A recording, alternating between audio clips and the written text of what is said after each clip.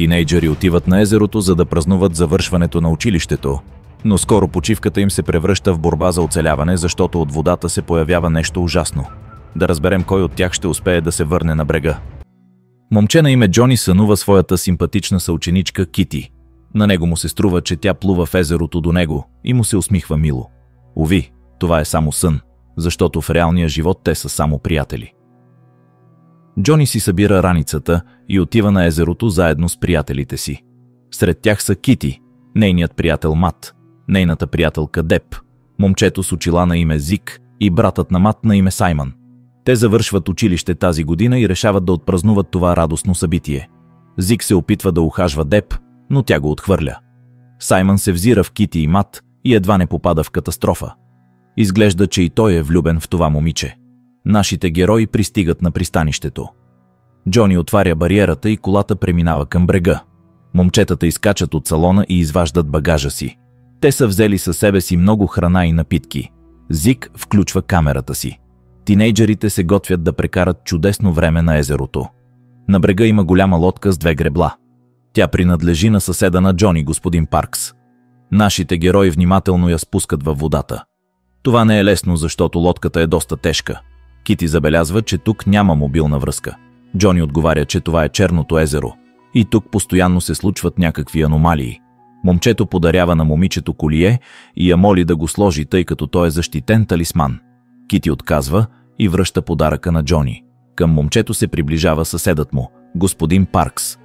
Той е добър приятел на дядо му. Господин Паркс моли Джони да бъде много внимателен и в никакъв случай да не влиза във водата. Освен това, към това езеро трябва да се отнася с особено уважение. Джони гледа учудено стареца. Скоро лодката отплава от брега. Момчетата гребат с гребла и се наслаждават на чудесна почивка. Само Джони по някаква причина изобщо не се забавлява. На него му се струва, че във водата има нещо. В средата на езерото момичетата си обличат бански костюми, а Мат си сваля тениската. Те се канят да поплуват и да се позагорят. Джони моли да се върнат на брега и да запалят огън преди да се стъмни. Никой обаче не го слуша. Зик снима момичетата и те скачат във водата заедно с Мат. Саймън запалва един от малките фойерверки. Джони си слага колието, което искаше да подари на Кити. В този момент момчетата усещат, че нещо се опитва да обърне лодката им. Изглежда, че във водата има нещо огромно, което плува някъде наблизо. Нашите герои се паникьосват и искат да се върнат на брега. Оказва се, че лодката е разклатена от Мат. Момчето отпива глътка уиски, усмихва се радостно и се връща при момичетата. Кити и Деп се чувстват като истински русалки. Те са завършили училище и сега са напълно свободни. Лодката отново започва да се люлее. Само че сега това определено не е Мат. Джони забелязва във водата силуета на огромна риба. Тя се приближава към момичетата и Мат, но продължава да плува и не атакува никого. Въпреки това, на Кити й се струва, че някой я е докоснал под водата. Мат, Кити и Деп се връщат на лодката. Сега всички наши герои разбират, че във водата има нещо и удрят с греблата по водата, опитвайки се да разгледат това подводно чудовище. За съжаление, при това те губят едно гребло и то се отдалечава от лодката. Деп се протяга след него, но в този момент до него се появява гигантска риба с огромни зъби. Хищникът успява да я ухапе. Мат превързва ръката на Деп с колана си и няколко въжета. Проблемът е, че е много трудно да се спре кръвта от раменната артерия. Трябва да стигнат до брега възможно най-бързо. Мат се опитва да достигне второто гребло, но огромната риба го разкъсва на 2. Деп губи съзнание. Тя е загубила твърде много кръв. Нашите герои се опитват да гребат към брега с останалото гребло. Няма мобилна връзка и е невъзможно да се повика помощ. Огромната риба отново се опитва да обърне лодката им, а след това счупва и второто гребло. Саймън пада зад борда, но момчетата успяват да го издърпат обратно на време. Има и още една добра новина. Изглежда, че са успели да наранят кръвожадната риба с част от второто гребло. Момчетата обвиняват Джони, че е знаел тайната на това езеро, но не им е казал нищо. Кити е сигурна, че Джони е скрил истината от тях, защото по-рано е опитал да й даде колие за защита. Момчето отговаря, че е чувал от дядо си някакви легенди за ужасно чудовище, но никога не е вярвал в тях. Зик казва, че им е нужна примамка. За тази цел те решават да използват Деп. Нашите герои четат молитва и хвърлят приятелката си във водата. Те се надяват, че огромната риба ще обядва и за известно време ще ги остави на мира, което означава, че ще успеят да стигнат до брега. Уви, хищникът много бързо се справя с плячката си и скоро отново се впуска в преследване на лодката. Мет използва като гребло капака от малкия им хладилник, но огромната риба го счупва. Момчетата изхвърлят цялата си храна във водата, но хищникът игнорира такова угощение. Нашите герои гребат с ръце, но лодката практически не се движи. Освен това, тя постепенно потъва и се налага постоянно да изчерпват вода. Зик намеква, че нашите герои се нуждаят от още една примамка и предлага да се гласува. Този, който бъде избран, трябва да се жертва и да спаси всички останали. Момчетата започват да се карат, защото всички искат да живеят.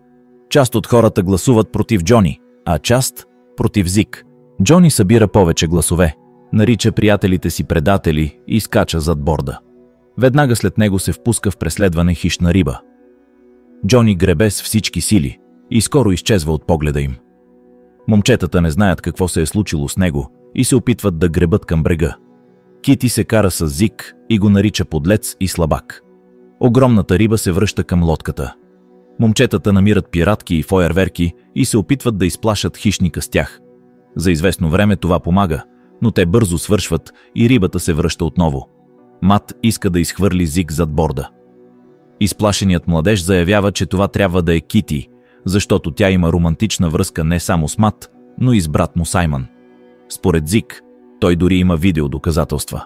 Мат и Саймън се ядосват и изхвърлят Зик зад борда заедно с камерата му, въпреки всичките му викове и сълзи. Скоро се появява огромна риба и не оставя на Зик никакъв шанс за спасение. Виждаме, че Джони е оцелял. Момчето успява да стигне до брега. Той решава да се върне за Кити, защото я обича много силно. Джони забелязва моторна лодка на брега. Мат разсъждава върху думите на Зик. Той разбира, че вече не вярва на Кити. Братята намират раницата на Джони в лодката. Оказва се, че той е взел със себе си малка брадвичка. Саймън се опитва да гребе с хладилника, но рибата бързо го счупва, а след това отхапва част от лодката им. Кити хваща брадвичката на Джони и ранява хищника. Трябва да се възползват от момента и да стигнат до брега възможно най-бързо. На езерото се появява още една лодка. Това е Джони. Той иска да спаси своите другари. За целта трябва да вземе лодката им на буксир. Джони се приближава и хвърля въже на момчетата. Мат връзва единия край на въжето за лодката си. Джони запалва мотора. До тях се появява огромна риба и се блъска в лодката на Джони. Тя започва да се върти заедно с въжето. Въжето се заплита около врата на Джони. Кити иска да пререже въжето, за да спаси приятеля си, но Мат и Саймън й забраняват да го направи. Братята привличат лодката на Джони към себе си, но тя се преобръща. Още един шанс за спасение е безвъзвратно изгубен. Мат и Саймън забелязват, че рибата плува към Джони, но по някаква причина не го изяжда. Лодката им се пълни все повече с вода. Мат използва брадвата, за да изреже няколко дъски от нея и да ги използва като гребла. Момчетата гребат към брега. Мат отново си спомня думите на Зик. Той прави сцена на ревност на Кити и брат си. Неверната му приятелка го тревожи много повече от хищната риба. Мат предлага да гласуват отново. Някой трябва да стане поредната примамка. Мат и Саймън гласуват един срещу друг. Братята започват да се бият на борда на лодката. Гласът на Кити трябва да бъде решаващ. В крайна сметка Мат и Саймън решават, че най-лошият човек в тази лодка е Кити и я изхвърлят зад борда. Кити се опитва да се върне на лодката, но братята не й позволяват. Момичето няма друг избор, затова плува към брега. Мат и Саймън остават сами на лодката. Скоро те започват поредната яростна къвга, в резултат на която и двамата братя падат във водата. Саймън получава травма на главата и разбира се, това привлича хищна риба. Мат решава да спаси брат си и го влачи към брега. Саймън забелязва огромна риба и бута брат си направо в устата й. Докато хищникът обядва, той успява да доплува до брега. Виждаме, че Кити не е стигнала до брега. Тя лежи на обърнатата моторна лодка на Джони и замислено гледа водата. Момичето привлича тялото на Джони по-близо и сваля от врата му колието, което той е искал да й подари. След това рибата изяжда плячката си. Кити вярва, че това колие ще я защити, затова го слага и плува към брега. Рибите наистина не я закачат. Проблемът е, че в плитките води Кити среща Саймън. Тя е видяла какво е направил този човек с брат си и разбира, че и тя е в голяма опасност. Саймън забелязва колието на врата на Кити. Той разпознава в него подаръка на Джони. Момчето мисли, че Кити и Джони умишлено са ги довели до това езеро.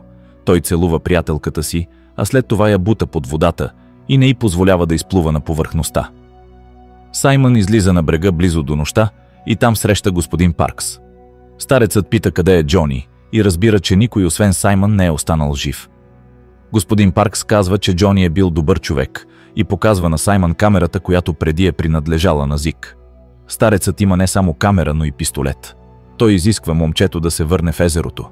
Саймън отказва и господин Паркс натиска няколко пъти спусъка. Изплашеното момче се крие във водата и огромна риба го влачи на дъното.